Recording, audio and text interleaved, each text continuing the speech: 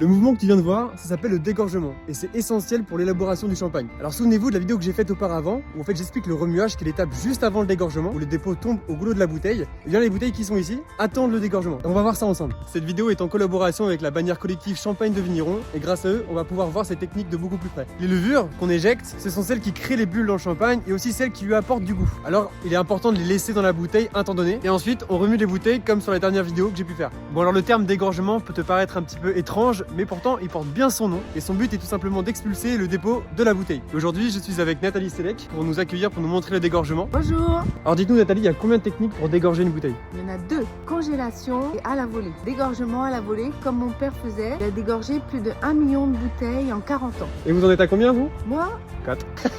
Non, une centaine.